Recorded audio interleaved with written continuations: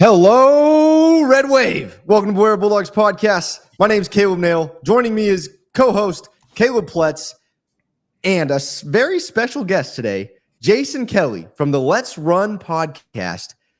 He talks all things UNLV athletics. He's going to help us out today. We're going to get to know the UNLV football team.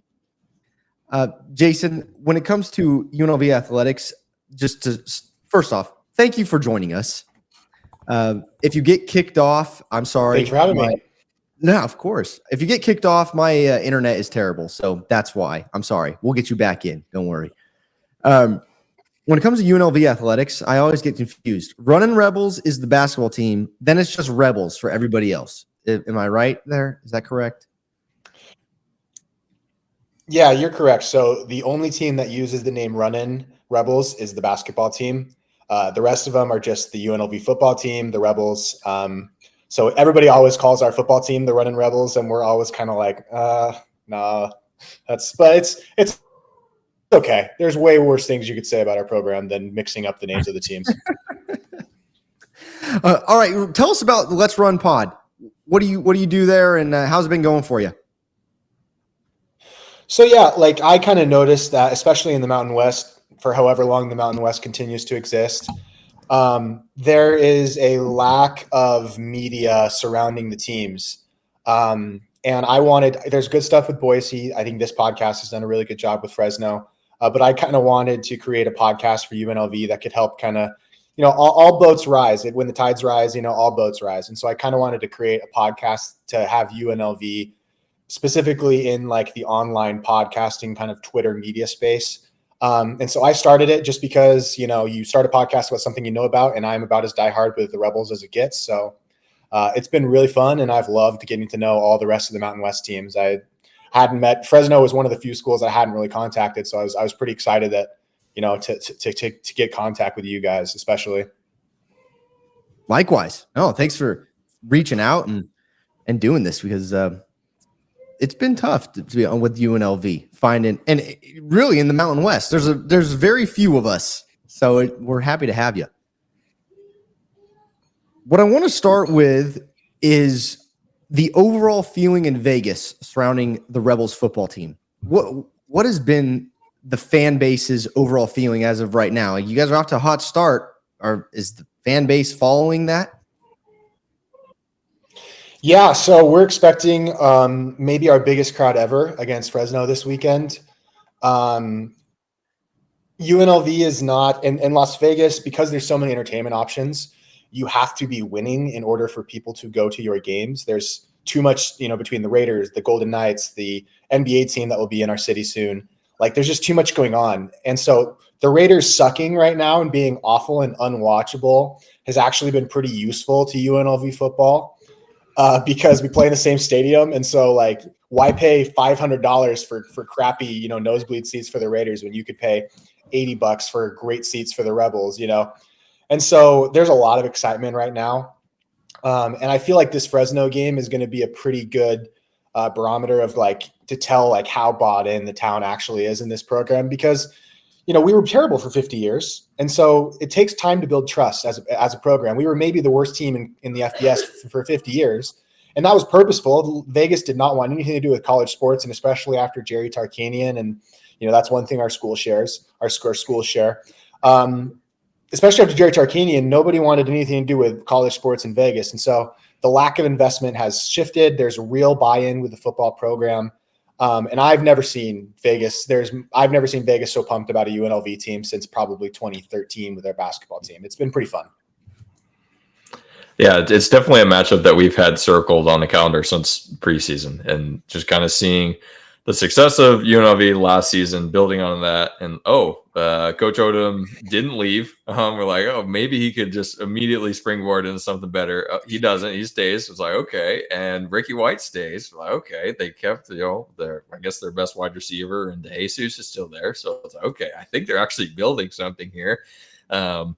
So yeah, that definitely one that we've had circled too, and kind of in the same way for Fresno State. I think this is kind of a pivotal game in the schedule, where if this is a victory for the Bulldogs, I think there's some dominoes and building confidence here. and a loss. I mean, the Fresno crowd is similar, probably not as extreme as UNLV, but if the Dogs are losing, usually there's emptier seats. So yes, definitely critical for both programs. All right. When it comes to the Rebels and on the offensive side of the ball, we know a lot of the names because we've been paying attention to you guys. Like Caleb mentioned, Ricky White, Jesus, Sluka, transfer. But what would you say is offensively the team's strength? What do we need to watch out for? It's actually, I would venture that UNLV has the best group of receivers, maybe in the Mountain West, between Ricky White, DeJesus, Kaleo Balangai. Obviously, there's going to be some debate about that. If somebody else said that they had the best, I wouldn't die on a hill for it. But I actually do believe that. And the strength is not the passing game, which is really unfortunate. It's like our quarterback has had a really difficult time making a connection with his receivers. I think Ricky White may be the best player not named Ashton Genty in the Mountain West Conference, and we just can't get him the ball. And so that's pretty frustrating. Our strength is our running game. We have an excellent running game. We have Matthew Sluka, who ran for 148 yards against Kansas. I mean, he basically is like a quarterback with 99 run in Madden and 55 pass, So we've got a stable of running backs: Jet Thomas, Greg Burrell. These guys are really good. Anybody can run in the go-go offense too. It's pretty dynamic. So the running game is our strength. I'm hoping that in this game, because Kansas has a pretty good backfield, a pretty good defensive backfield, a pretty good corner group, 2 NFL players, in fact, in the Kansas secondary. So I'm hoping that maybe against Fresno State, and obviously Fresno State's going to be good too. I'm hoping our passing game can maybe finally kind of come into its own. But the running game is legit. Matthew Sluka will absolutely, he's impossible to tackle. He's an incredible runner. He's really slippery in the pocket. And so it's the running game, and it's because our quarterback is our best running back. Yeah, when you mentioned the lack of production from White, I was just kind of scrolling through the stat, the box scores and stats this morning. I was like, he only has 10 receptions on the season through 3 games like that. How are you not just feeding him the ball all game? I mean, he's a physical receiver and excellent, in 50-50 balls. So that was kind of shocking to see. Yeah, it's been frustrating. What would you do if you were Fresno State to stop Sluka on the ground? Give us some tips here. So you have to have at least a linebacker and maybe a linebacker as primary kind of spy on him. That's what teams are going to do. They're going to have a guy who is just dedicated to watching Matthew Sluka up as his primary responsibility. Not that he won't have secondary responsibilities as well. But you really need to make sure that you can stop him from getting the 30, 40, 50-yard runs that he does pretty well. If you can stop those to 4 or 5 yard, chunks as opposed to the big plays where he can run, then that'll be pretty effective in stopping him. And don't give him open receivers. You don't have to play, Michigan defense like they were last year, but you can't give him wide open Ricky White in the middle of the field. And I don't think Fresno's going to do that, but you have to just play disciplined defense. Make sure you're keeping your eye on him. And then don't give him wide open receivers that'll stretch out the field, which is something that's pretty doable. But easier said than done. Sluka he's put up video game numbers everywhere he's been. And our first game against Houston this year, we were up by so much so fast that there was really no reason. And as a Big 12 team on the road, even if it's Houston, you still want to make sure you get the win. And so we didn't really air it out at all in our passing game. And then against Utah Tech, Ricky had 129 yards and 4 catches or whatever. So, and then Kansas, I think, just has a pretty good defense. Their offense cannot win a game to save their life, but their defense is actually pretty good. So that would be my kind of suggestion. I think Fresno's going to do that. And yeah, I'm interested to see what happens and what Fresno does, because I don't know if you've noticed, but Fresno struggles against the dual threat quarterback we have for a couple of years now. it's gotten better, but Dampier lit us up last weekend. And in my opinion, Sluka is probably a little bit better than Dampier, especially on the ground. So in my opinion, what we usually do is we can man up with our corners and force them to beat us through the air. But with Ricky White and DeJesus, okay, well, what are we going to do? Because these guys can beat us through one-on-one. Cam's not going to, as much as I love Cam, it's going to be really hard for him to do it for 4 quarters. So, I'm really interested to see what Fresno State does defensively in this game. But on the defensive side of the ball, where is the Rebels' strength? It's weird. Last year, and I think the Fresno loss for us last year was definitely the hardest one to swallow. Like, that was a tough game that we lost. If you guys remember Seneca McKee dropping a wide, literally the most wide open, it would have taken us to overtime. It wouldn't have won us the game or anything, but that's a game that I think ticked the Rebels off more than any other game of the season. And so, our passing defense got torched all year last year. We were giving up big plays the whole time. And we added guys like Jalen Catalon, who's came from Texas, Big 12 player. He's had 3 interceptions so far this year.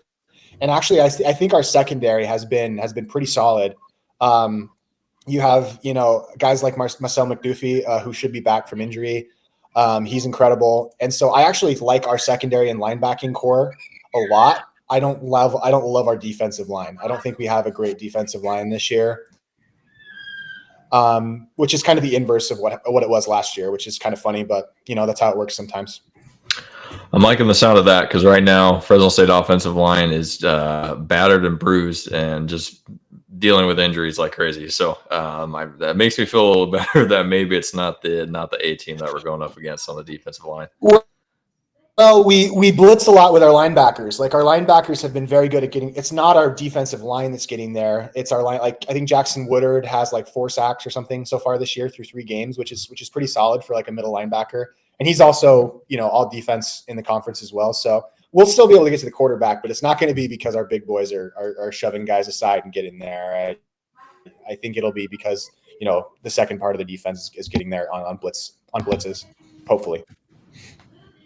So, if we're reflecting on this game on Sunday and Fresno State puts up a big offensive performance, what's the breakdown in the UNLV Rebel defense? How was Fresno State offense able to be successful? I think that the run defense is vulnerable. I know you guys. We lost him. The Mountain West Conference. I think that was him. Mountain West Conference was afraid of what Jason was about to say, so they sniped him out of here. We will get to once we get him back in, we will talk about realignment, which should be fun because Jason immediately hit the ground running before we hit go on this. So I am excited about that. Here he is. All right, we got you back. That. Yeah. So I know that you guys had some injuries with the running backs. Your starting running back, I don't know if he's going to be available, but I would say that our run defense is susceptible to those medium yardage plays. We're pretty good at not giving up the big run play, but we struggle in stopping kind of those chunk yardage plays. And so I would expect that if Fresno can establish the ground game early, which they should be able to some extent, they're going to have some success there. And the Rebels are going to have to be focused on trying to stop it. And how do you think the UNLV Rebels take advantage of the Bulldogs?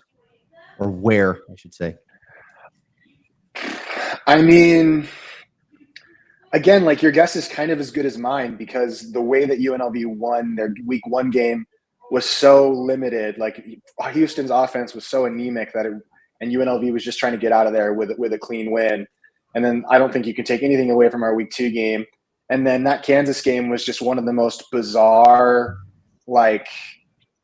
just weird games that I've ever watched in my life. No rhythm to it. UNLV wins because of blown plays at the end of the first half, and then an 11-minute drive in the fourth quarter with first downs on first and goal. It was ridiculous. So like my guess would be that Matthew Sluka and Ricky White, even though Matthew Sluka is a limited passer, in order for UNLV to win this game, it's going to take Matthew Sluka connecting with Ricky White, finally getting him going, getting Ricky over 100 yards receiving, maybe a touchdown, and then just proving that he can get the ball to our best player would be really nice.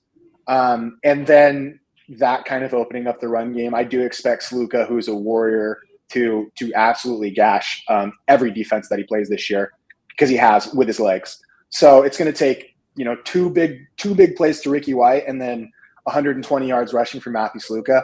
I think that's a pretty tough formula to beat alongside the other rushing components of the UNLV offense.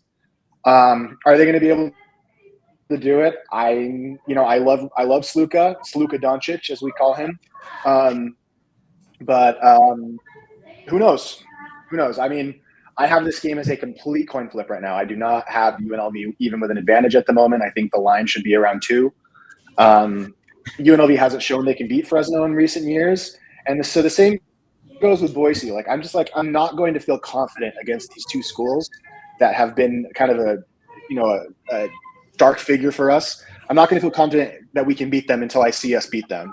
That's kind of where I'm at right now. But, I mean, we could very well win. I think a 50-50 is a very accurate representation of how this game is looking going into it.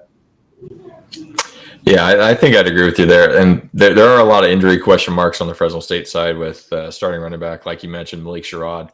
Tweaked his ankle last week, status unknown. Coaching staff said there'll be a game time decision. And then, offensive line, who's able to come back, our starting center, not indicating whether it's a long-term injury or not. We'll see. He was out last game.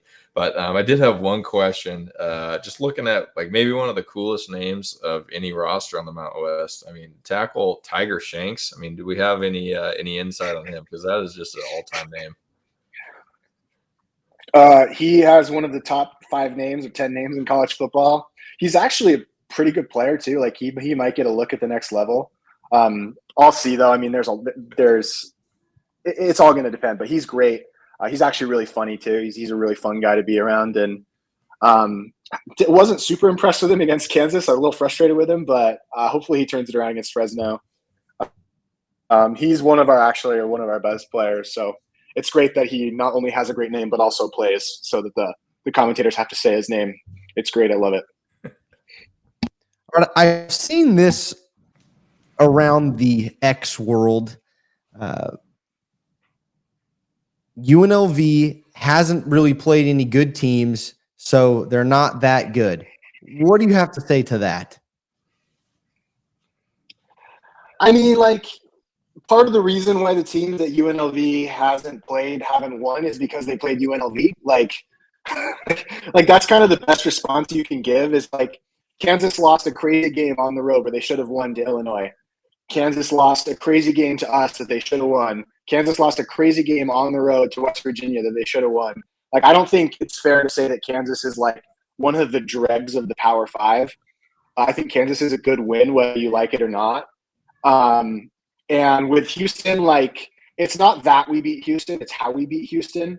Again, on the road, like, I would put UNLV has the best resume of any group of 5 team as of right now. I think that doesn't mean they're the best team.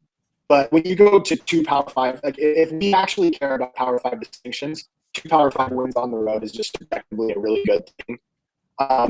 And especially since we weren't favored in either game. It's not like the odds makers certainly didn't think that they were terrible, So Houston might be just absolutely awful, but I'll stand by the Kansas game all day. I think the Kansas game was a great win.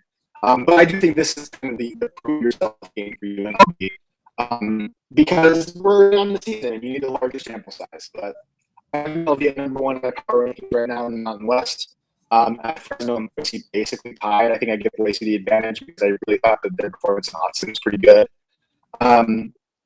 But who knows?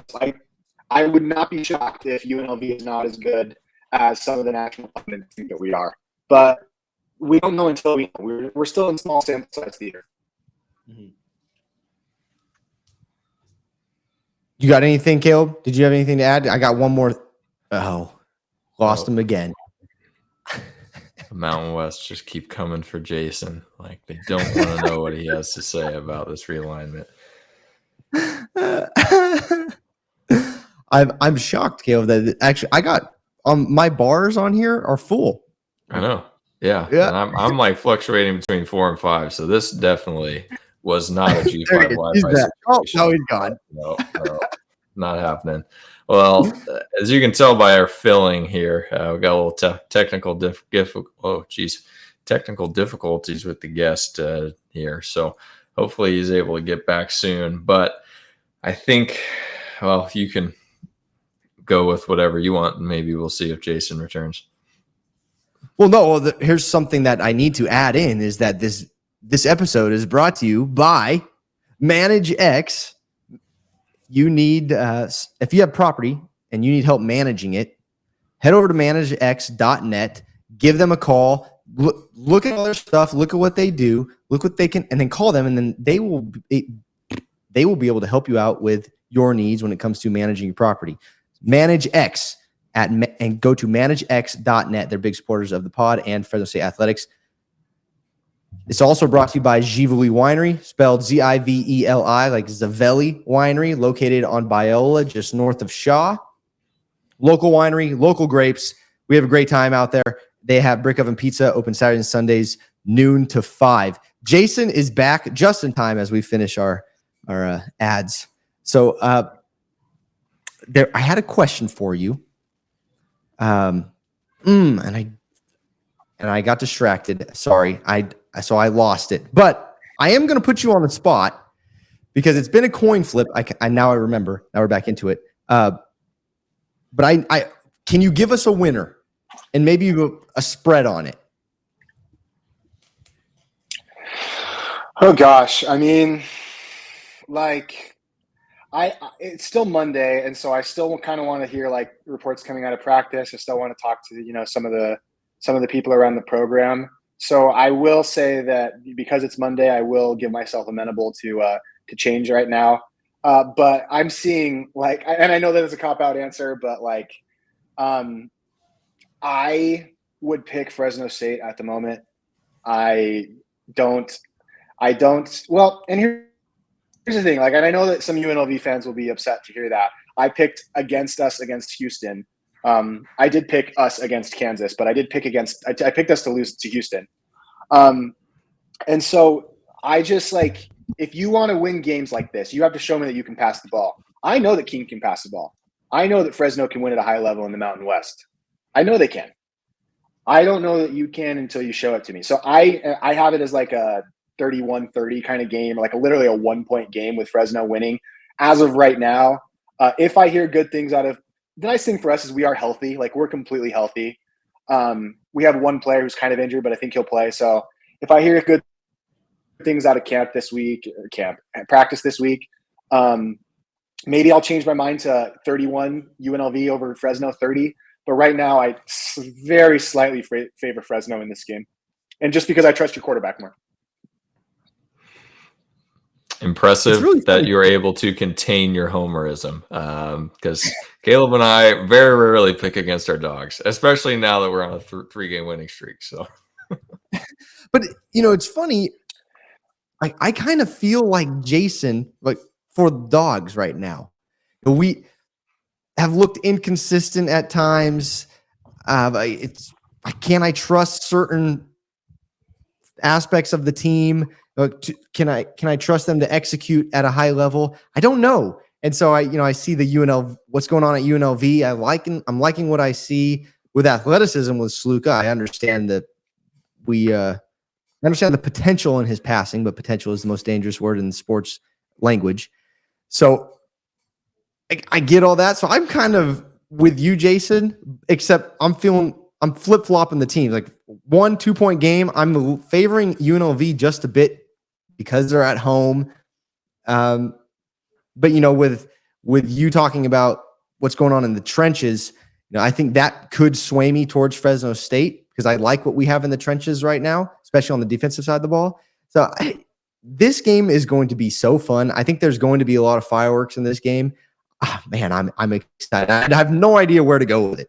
Mr. Pletz, what are you thinking about this?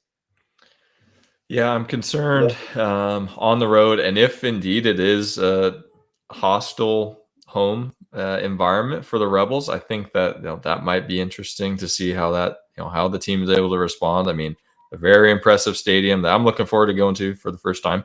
So all that being said, I don't think I trust Mikey Keene as much as you do, Jason. So we appreciate that vote of confidence, but I trust him a lot, but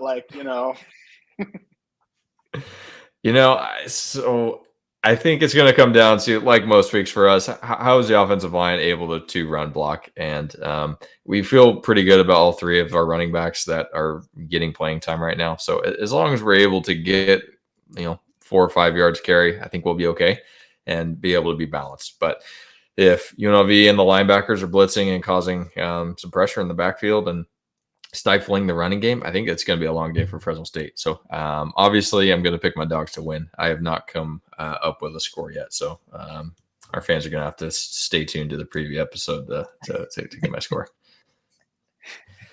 Jason, what about special teams? How are the Rebels looking on I'd love teams? to tell you guys UNLV is going to. Sorry, finish. Go ahead. Sure, yeah. Special teams, there's a little bit of a delay, but I would love to tell you that I could give you a 38-24 UNLV victory, but I just can't. So I'm looking forward to it. When you talk about special teams, really big position of strength for us. I think we have one of the best punt returners in the country with Jacob DeJesus, and we have had very good fortune on special team ever since Barry Odom came to our university.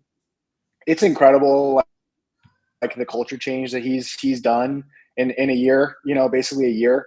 Our depth kind of ran out a little bit on us last year, but special teams has been a real area of strength for us over the last 2 years. So I feel completely safe with our special teams. Watch, they're probably going to have a drop punt, whatever, but I still feel confident in them. This is going to be a fun game. For the Dogs fans that are heading out there, where would you recommend them going? Now, a lot of them probably know what they're going to do. They've been out to Vegas before, but we want to hear from you. Well, where would you recommend Dogs fans to check out? Yeah, I am. So I'm a BYU grad and a Mormon, so I don't spend a lot of time down the strip. So if you want like drinks or bars, there's some really great soda shops that you can go get a nice Diet Coke. That's what I like to do with my time.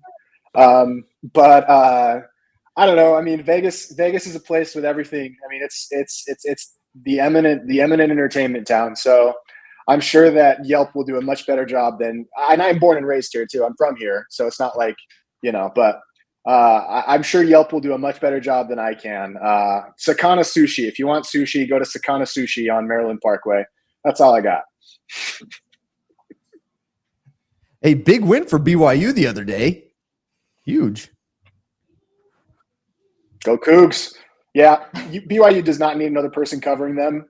UNLV clearly does. So that's my, I'd love to cover my Cougs, but to me, CTR means choose the Rebels, and real Mormons are rebels. So I love my Rebels, and I love my Cougs too, but Rebels have my heart.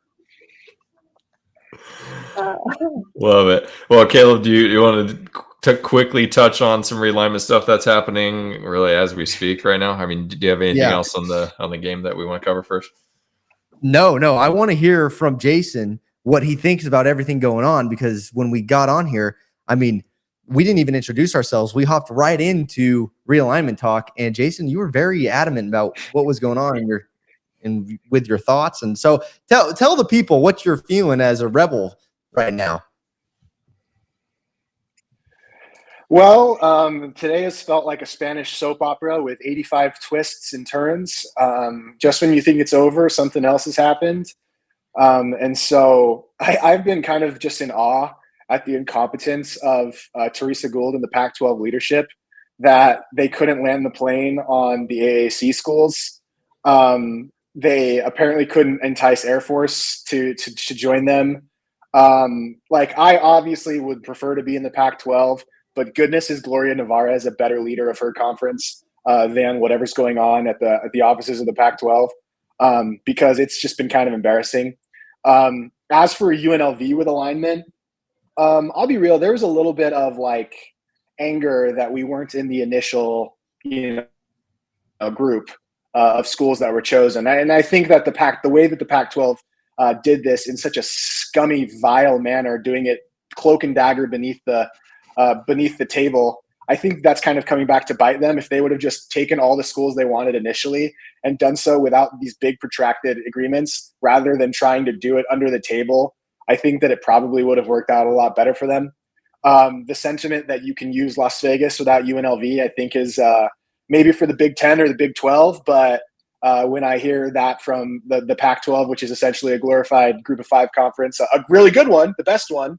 But when I hear that from this whatever new Pac-12, I'm always like, where are you going to play your basketball tournament? Where you're going to play at T-Mobile? You're going to play at MGM Grand because you're not using Thomas and Mack. You're not going to have Allegiant Stadium. Can you afford to play on the Strip? I don't think so. So if you want Vegas, the LV and UNLV does stand for Las Vegas. And while we haven't always taken advantage of that, the city of Las Vegas is about 30 to 40 times bigger as a brand than any Group of Five school, or really any school. It's the entertainment capital of the world. Now, that's not synonymous with UNLV, don't get me wrong. But there is some real backing behind UNLV athletics at the moment. I do hope after all of this, you have the thing about us staying in the Pac-12, staying in the Mountain West, going to the Pac-12. I do hope that we do end up in the Pac-12. But my closing thought on all of this is Oregon State and Washington State needed to get all the way off of their high horses, admit that they're a Group of Five, they're Group of Five programs, and join the Mountain West for 3 years or 4 years. And instead of making everybody pay hundreds of millions of dollars of exit fees, just join the Mountain West for a few years. I'm sorry that you have to play Hawaii. Get off your high horse. I don't blame the Mountain West schools for taking the opportunity to go at all. I don't think there has been any righteous indignation or looking down upon by the Fresno fan base like there has been from the Boise fan base. And so I've got no ill will towards the Fresno fan base whatsoever. Always really respected Fresno. Our connection with Jerry Tarkanian, love that city. I'm excited to come and visit Fresno when we play there on the road at some point. But yeah, I hope we get to the Pac-12, but the way that this has all gone down is just really sad and it's really tiring and I hate it. So there you go. I do think we'll end up in the Pac-12 with Utah State. I think we'll be the 8th team. That's my prediction.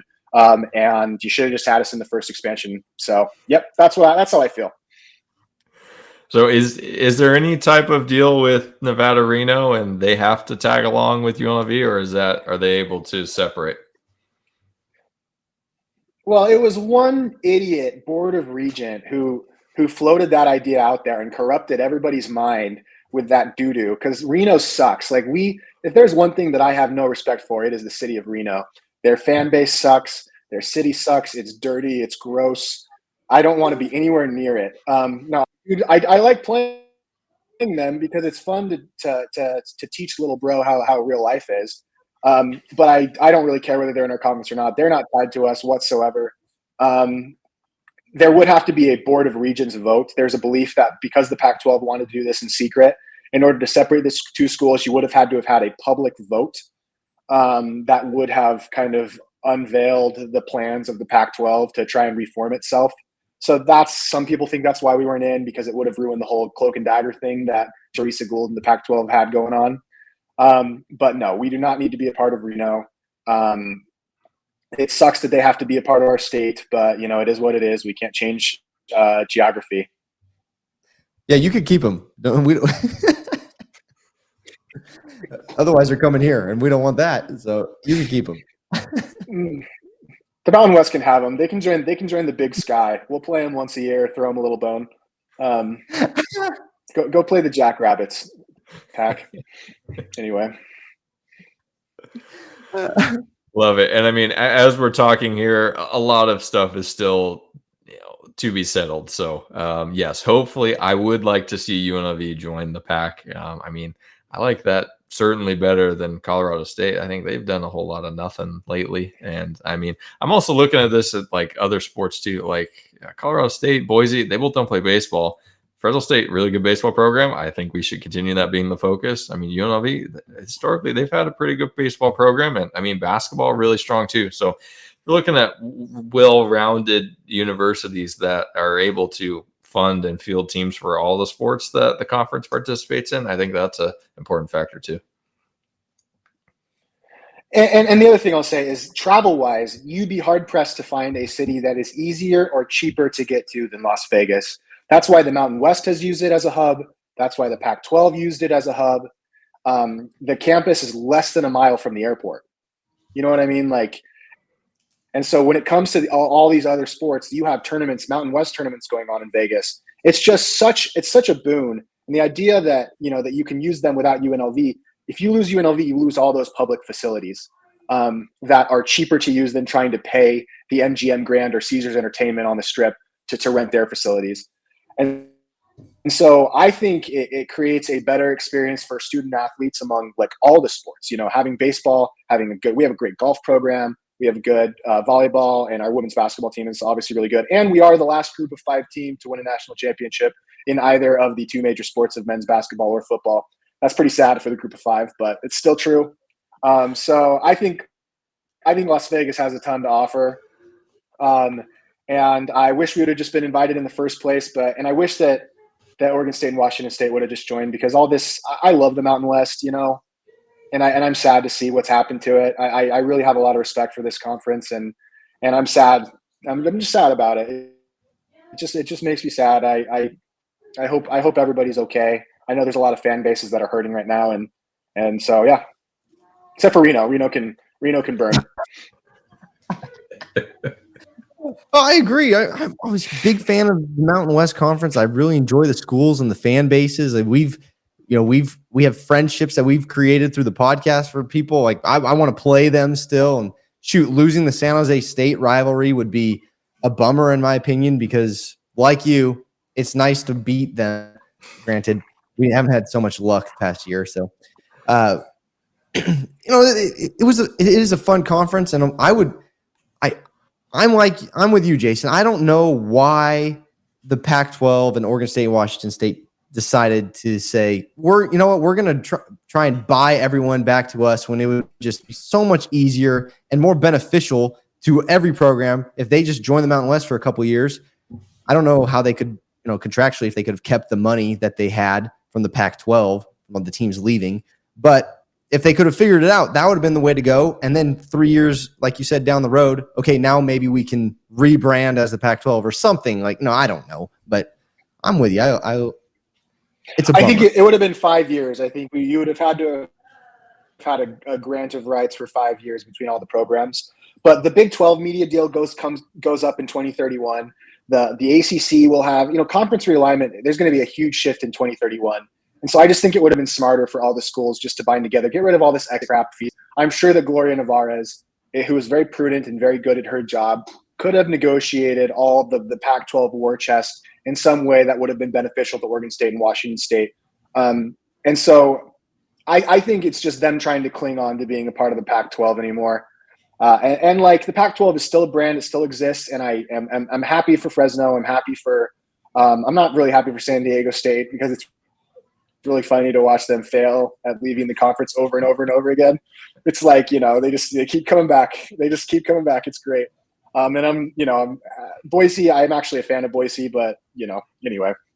So I hope it all works out. I hope it works out, and I feel bad for the programs that could be put in a tough spot, including us. I mean, we could still end up in the Mountain West and be screwed over. And it's great $10 million buyout that you got, but your media deal is now $500,000, per school. So it's I just I don't know what.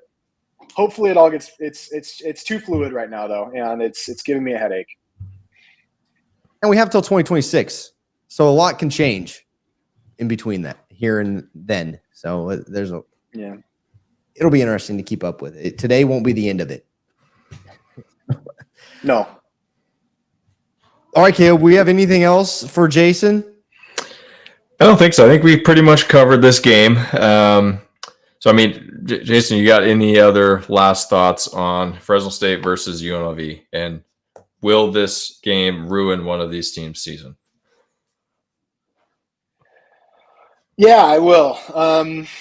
I think Fresno State going to 2 losses would be pretty hard, especially since you guys don't play Boise State. So it's going to be pretty tough to build the resume because this is kind of one of your bigger marquee kind of opportunities to get a good win.